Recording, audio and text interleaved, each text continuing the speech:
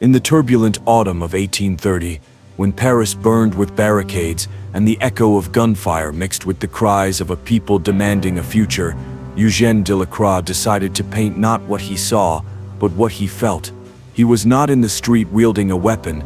He was in his studio trying to understand how a nation could reinvent itself in a matter of days. The result was Liberty Leading the People, a work that not only immortalized the July Revolution, but created a universal image of the human spirit when it decides to rise. Since its creation, the painting has been seen as a political symbol, a visual poem, an act of rebellion, and also, at certain moments, a scandal for those who feared the power of its ideals. Eugène Delacroix, a central figure of French Romanticism, was a passionate, emotional, impulsive artist who saw art not as a copy of reality, but as a way of interpreting it, exaggerating it, elevating it. Unlike neoclassical painters, obsessed with geometry and moral perfection, Delacroix sought truth through color, intensity, and drama. His brush was not disciplined, it was visceral. And in July 1830, when the people of Paris overthrew King Charles X in 3 days of insurrection, that dramatic spirit found its perfect subject. Delacroix wrote in a famous letter to his brother, "Although I have not fought for my country, at least I will paint for it." With that phrase, he began the work that would define him forever. The painting shows a scene that seems real, but is profoundly symbolic. The gunpowder smoke, the fallen bodies, the uprooted cobblestones, and the general chaos recall a Parisian street after combat. But Delacroix did not want to paint a specific event. Instead, he created a stage that functions as a metaphor for all revolutions. At the center advances a barefoot woman, with a robust figure, bare chest and firm gaze. Marianne, liberty personified, transformed into a goddess of the people. She waves the tricolor flag, red, white, and blue, while holding a rifle in her other hand. She is not a soft muse, nor a distant allegory. She is a leader who steps over the debris with determination. Her body combines strength and vulnerability, seduction and brutality, humanity and mythology. She is both goddess and woman, symbol and flesh. Delacroix took references from ancient Venuses of the classical tradition to give Marianne a monumental presence, but he also gave her a modern gesture, the frontal, defiant gaze that seems to pierce the viewer. Her exposed chest was a source of scandal from the very first day. Some critics claimed the painting was indecent and that the woman represented was not worthy of symbolizing the nation. Others said that liberty was shown as a prostitute of the barricades. However, that partial nudity had a clear intention. Liberty is not a courtly figure. She is free, wild, untamable. Her body represents the nation naked before danger, unprotected, exposed but brave. Around her, Delacroix built a heterogeneous crowd to show that revolutions do not belong to a single social group. The boy with the pistol, inspired by a real child who died in the revolt, became a symbol of French youth capable of challenging the monarchy. This character would inspire, more than a century later, the classic figure of Gavroche in Les Miserables. To her left appears a laborer in a white shirt with a red sash at his waist, representing the proletariat. To her right, a bourgeois man in a top hat, possibly a self-portrait of Delacroix himself, suggests that the struggle was not only popular. Intellectuals and ordinary citizens also joined the uprising. The dead bodies on the ground, representing soldiers and civilians, indicate that freedom is never born without cost. The smoke covering the background hides the city, but allows the silhouette of Notre Dame, one of the oldest symbols of Paris, to be seen. Delacroix painted it with a tricolor flag flying at the top to show that the revolution had reached the spiritual heart of France. However, this choice upset religious sectors who considered it sacrilegious to associate the cathedral with violence and chaos. For years, the work was seen as too radical to be displayed openly. In fact, after being presented at the Salon of 1831, the painting was acquired by the French state and immediately stored away. Its political charge was so intense that the government of Louis Philippe did not dare to show it permanently to the public. They feared the image would ignite new revolts. Throughout the 19th century, liberty leading the people was exhibited and withdrawn several times, depending on the political climate of France. When governments felt threatened, they hid it. When they wanted to celebrate democracy, they displayed it. It was a political thermometer, a painting capable of stirring passions and awakening dangers. In 1848, during another revolution, the work was censored again. In 1852, under the Second Empire of Napoleon III, it was once again hidden. It was not until the end of the 19th century that it was finally installed permanently at the Louvre Museum, where it remains today as one of the greatest symbols of French identity. The painting, however, did not cause scandal only because of its political content or its nudity. It has also been reinterpreted many times for ideological, philosophical, and even psychological reasons. At the end of the 20th century, some scholars claimed that Marianne does not represent only liberty, but also death, guiding the people through chaos toward an uncertain destiny. Her serene gaze in the midst of disaster suggests she does not fear destruction. Others interpret the flag as a symbol not only of the nation but of the transformative power of collective anger. Even Marianne's posture has been compared to traditional images of the angel of the apocalypse. The colors of the painting also hide meanings. Delacroix used warm and cool tones to represent life and death, hope and despair. The red of the flag and the laborer's sash symbolizes blood, passion, sacrifice. The white represents the purity of the ideal, the blue, reason and order. Together, these colors not only indicate the French flag, they represent the complexity of the human struggle for freedom. As for restorations, the work has been cleaned and reinforced several times due to its large size and Delacroix's technique, which used thick layers of paint that tended to crack over time. One of the most important restorations took place in 1999, when oxidized varnishes that had darkened the original colors were removed. The result revealed a vibrant palette, especially in the reds and golds that had been almost buried under decades of grime. Small modifications made by the artist during the process were also discovered, adjustments in Marianne's arm, in the boy's expression, and even in the inclination of the flag. The painting has also lived through dark moments. During the Nazi occupation of Paris in World War II, the work was in great danger. The Nazis, obsessed with controlling symbolic art, considered liberty leading the people a dangerous image that exalted rebellion. For this reason, it was removed and hidden in castles and underground shelters to protect it from confiscation or destruction. Over time, the figure of Marianne became the official representation of the French Republic, and her image appears on coins, stamps, statues, and official documents. But no version is as powerful as the one created by Delacroix. Her mixture of sensuality, strength, idealism, and violence made her a universal archetype. The work continues to inspire social movements, from strikes in France to protests in the Middle East, Latin America, and Eastern Europe. The image of a woman raising a flag has become a global symbol of resistance. Even contemporary artists, graffiti creators, filmmakers, and designers have reinterpreted the work in modern contexts, from the fall of the Berlin Wall to feminist movements and student marches. What is most surprising is that, although the painting is from the 19th century, its message remains alive. Every time we look at it, we recognize something deeply human, the impulse to rise when dignity is threatened. Marianne does not advance alone, she advances with us. She invites us to cross the barricade, to face the darkness, to remember that freedom is never a gift, but a constant conquest. Liberty leading the people is not just a historical painting, it is a warning, a call, a mirror.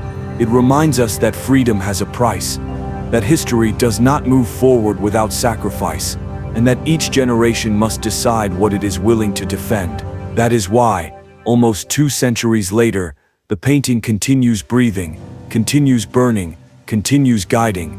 As history moved forward, and France went through new crises, coups, wars, and regime changes, liberty leading the people became filled with meanings Delacroix could never have imagined.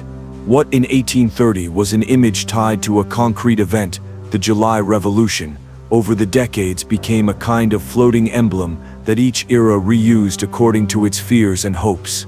In the Third Republic, for example, the work was reinterpreted as a glorification of the Republic itself, almost as a foundational painting. In school textbooks and popular prints, Marianne stopped being an uncomfortable figure and became a symbolic mother of the nation, protective and heroic, though always somewhat unsettling for that mixture of tenderness and violence that Delacroix had imprinted on her. The discomfort never completely disappeared. Liberty's uncovered chest continued to be a controversial subject, even in later centuries. In some textbooks and reproductions intended for audiences considered sensitive, the image was retouched or cropped to soften its impact. This gesture reveals a fascinating paradox: a society that claims to venerate freedom, yet at the same time censors the way that freedom is represented.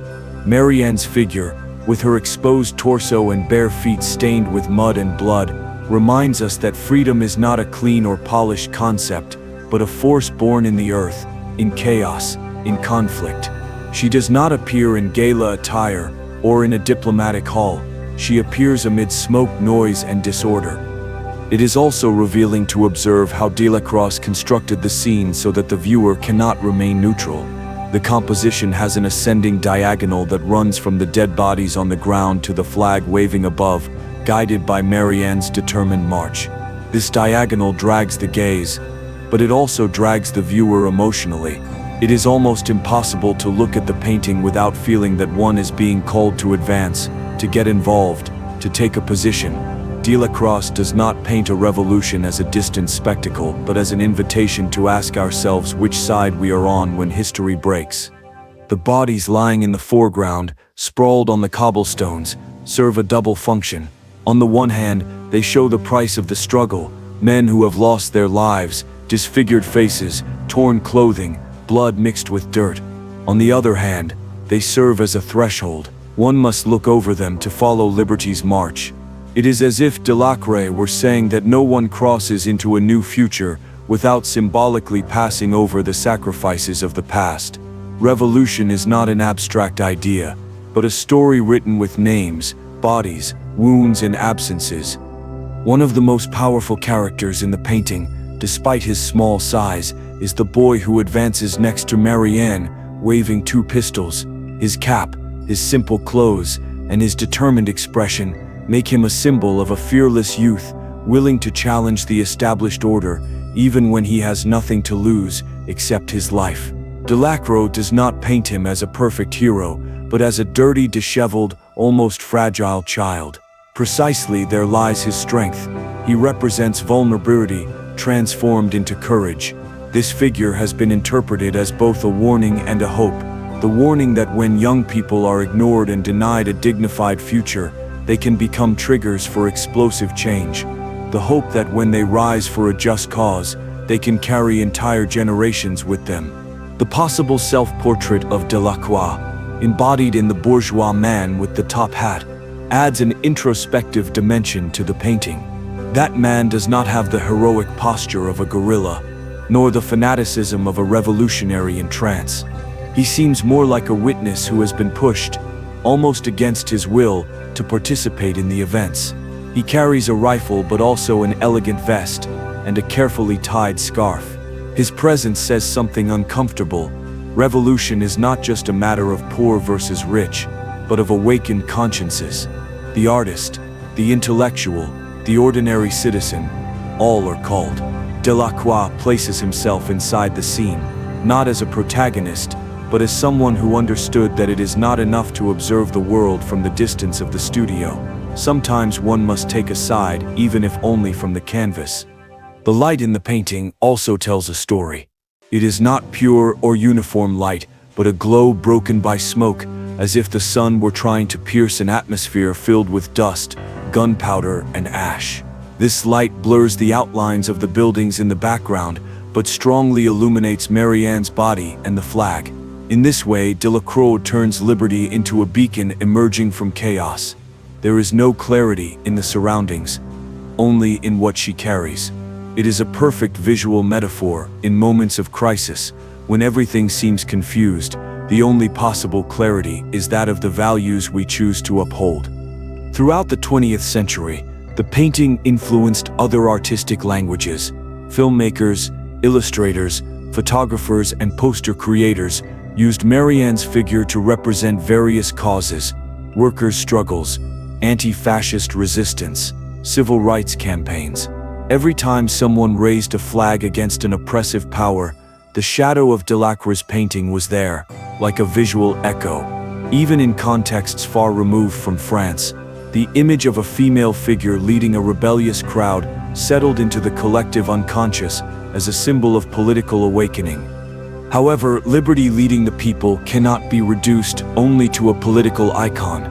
It is also a profound study of the human condition in the face of risk and uncertainty. If one carefully observes the faces in the painting, one perceives a variety of emotions: fury, fear, determination, surprise. There is no unanimity in that crowd. What binds them is not a single ideology, but a shared impulse, the refusal to continue living under the same oppression. Delacroix seems to remind us that revolutions are born more from exhaustion than from speeches, more from the everyday experience of injustice than from theories written in books. The rumors and scandals surrounding the painting have also fed its legend. Some accuse Delacroix of glorifying violence, of beautifying blood and pain. Others, on the contrary, criticized him for not showing enough horrors, for romanticizing the insurrection. Both criticisms contain some truth, because Romanticism always walked the line between exaltation and tragedy. Delacroix did not intend to make an objective record of the July Revolution, but an emotional portrait of what it means to fight for something considered sacred. That is why the painting is not a historical document but a modern myth. It constructs a narrative that magnifies the act of rising, even while acknowledging the trail of destruction it leaves behind. As for hidden symbols, the position of the bodies has been noted as a kind of inverted triangle composition, culminating in the flag. This geometry suggests a pyramid of sacrifice on which the ideal rises. The colors chosen for the dead, full of grays and ochres, contrast with the vibrancy of the red, blue, and white above. It is as if death belonged to a colorless world, while the idea being fought for was charged with intensity. It has also been pointed out that the shoes of one of the corpses seem too small, as if belonging to a young boy. This detail reinforces the idea of the multi-generational human cost of revolts. The very notion of people in the title has also been debated. Who exactly are the people liberty leads? Only the armed men and the boys of the alleyways? Also the bourgeois man, those who watch from afar? Delacroix avoids giving a closed answer. What he shows is a mixture of social classes, ages, and attitudes. That ambiguity has allowed the work to remain relevant in very different contexts, because anyone can see themselves reflected in some character. That multiplicity is perhaps one of its greatest achievements. As time passed, the painting became a kind of secular sanctuary inside the museum. Anyone standing before it is not just looking at a masterpiece, they are confronting a personal question. What does freedom mean to me? What would I be willing to do to defend it? Delacroix offers no answers, but his painting forces us to ask the question, and in that gesture lies the true immortality of the work, not in the canvas, not in the pigments, but in the silent conversation it opens within each viewer. Today, in a world saturated with images, where news, conflicts, and injustices circulate at a dizzying speed, liberty leading the people still holds a special power. There are no filters, no digital retouching, no headlines, only a group of people advancing, a woman raising a flag, and an invitation not to forget that every social conquest was, at some point, an act of courage in the face of uncertainty. Delacroix managed to transform a specific political moment into an eternal metaphor for human courage, and that is why his work remains alive, guiding not only the French people but any gaze willing to be moved by it.